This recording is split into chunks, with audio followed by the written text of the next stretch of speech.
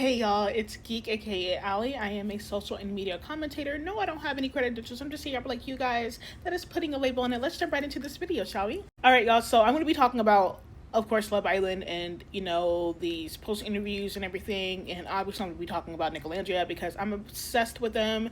Not too much on me. A lot of interviews, happened. Huda and Amaya had their interviews with Call Her Daddy. Chris had his interview with the Vial Files, and Nick and Alandria as a couple had their interviews with multiple different sources: Hollywood Access, Hollywood Entertainment, something. A lot of people interviewed them, and I'm pretty sure it was like back to back. But anyways, I think it's really interesting that Amaya and Brian won. Right? They won first place, but everybody is more worried about Nick and Alandria. Everybody wants to know about them. Everybody wants to know if it's real. Everybody wants to know if it's fake. Everybody wants to know like what's going on between those two.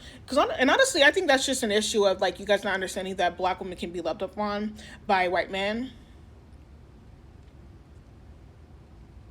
I don't know what it is about this season that has y'all like confused, but there has been biracial couples in the past with the UK and USA. Can y'all chill out? what is going on? Like, I'm so for real. Like, for example, the Alex person on Call Her Daddy asked Amaya if she thinks that Nick and Alandria are real, and also I think asked her a question of this of like who could like actually last outside of her and Brian, and she said Nick and Alandria. Amaya said Nick and Alandria, and the girl said, really, like, shut up. Shut up. Why the fuck are you surprised? Like, be quiet, please. And Chris had his interview, and of course they asked him a lot of things about Huda and like their situation. And I think Chris handled the interview pretty well. Like, I think they tried to like also get him to like trick up and like, trip over himself and say something really mean and petty, but he didn't. Even in regards to Huda, he didn't do it in regards to Shelly or anybody.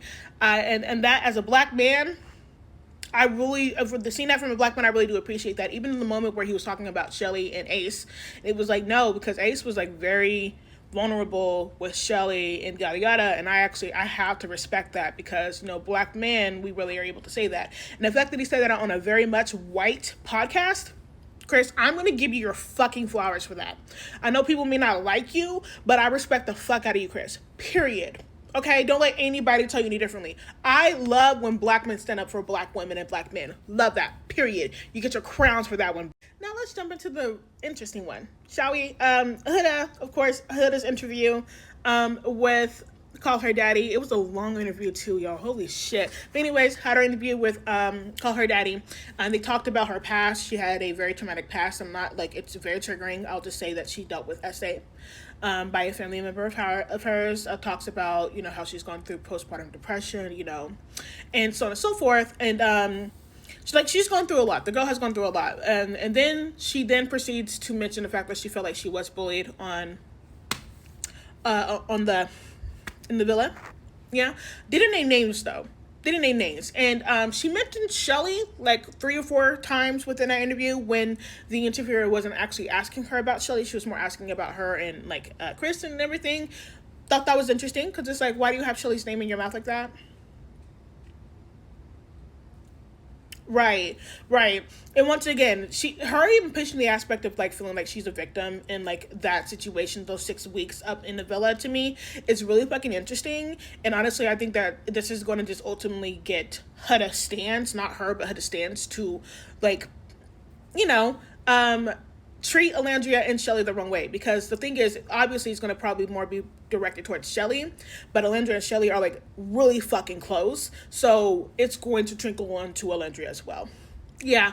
And I really don't appreciate that from Huda. I think that was a weird ass fucking move for her to do that. One moment you're like, that's my mother, and like that's like, I love her so down, I love her down, and then but then you're over here talking shit about her homegirl, about the girl that you said that's your sister. Like, she's a sister to you, but you're over here talking shit about her. Or not really even actively actually talking shit, but obviously antagonizing the situations of what happened on the show to make her seem like she's the bad person and you're the fucking victim. That's fucked up, and that's weird. Really fucking weird. And I just think it's really interesting, right? Because once again, supposedly Alandria and Shelly have both unfollowed Huda. So there's that, and I say supposedly because I haven't done the research myself. Just letting y'all know. I also think it's really interesting, right? Because let me bring in Nick and Alandria. Let me just bring them in a conversation real quick.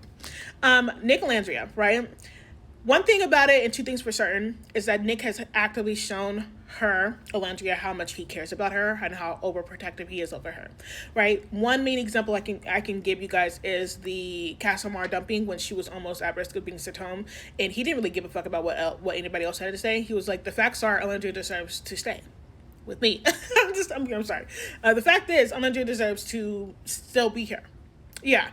Although all those bitches don't know them like that, they can fucking go home. And honestly, I still respect him to this day. I know it's been weeks, but I don't care. He sent 10 toes down on it, and I respect that. Okay, he's still on business. Period. So with that being said, I can guarantee you, if Alandria told Nicholas, hey, Hudda, yada yada yada, she is pretty much perpetrating this little bullying on me and Shelly.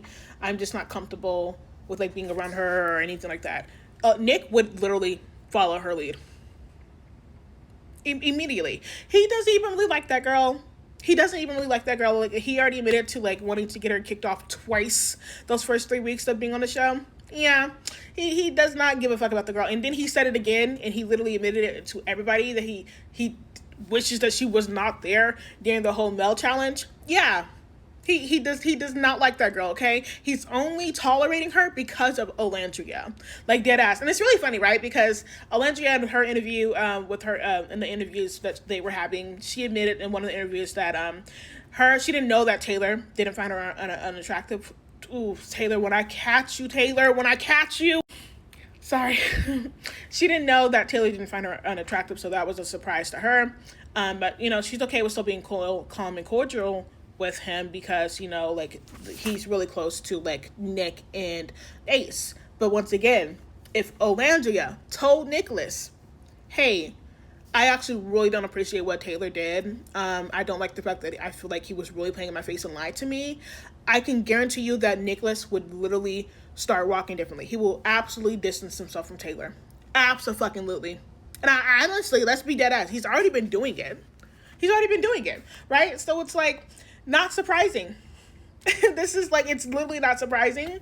If he were to like unfollow Taylor and like just honestly just not really give Taylor enough like a lot of attention, especially after the reunion, then respectfully, that's his choice. And I know that he would do it for his woman, and that he was going to rock with his woman and be there for his woman no matter what. Nick and Alandria really just complement each other. They really do. When Alandria needs to speak and needs to pop off, Nick will just be there in her presence, supporting her in any way. If Nick feels the need to speak and pop off, Alandria will just be sitting quietly and letting him do his thing and supporting him in her own way. They literally are complimenting each other all the fucking time. Their banter is hilarious. Their flirting is phenomenal, and I mean phenomenal as in like, it's not in your face. It's very subtle. Like the example of when Nicholas was like, I have a cowboy hat and I rode 4 cowboys. I rode 4 horses, so there you go. And Alandria's just suddenly like petting his hair and rubbing his neck. Phenomenal flirting. That's a phenomenal flirting. And he loves physical fucking touch. And she knows that. That's fucking phenomenal flirting. I don't care what y'all say. Fun fact, like actually really, really fun fact. They pretty much held hands throughout all the interviews. I'm pretty sure 85% of the time. Not even kidding. And I thought it was really fucking cute that Nicholas actually does have Alandria's combo in his fucking pocket ready to fucking go every single time, because guess what? Her combos are always being kissed off. Exactly. Literally so fucking cute. Like, Nicholas and Ace really do not play about their woman. They really don't, and that's why I fuck with both of them so fucking heavy.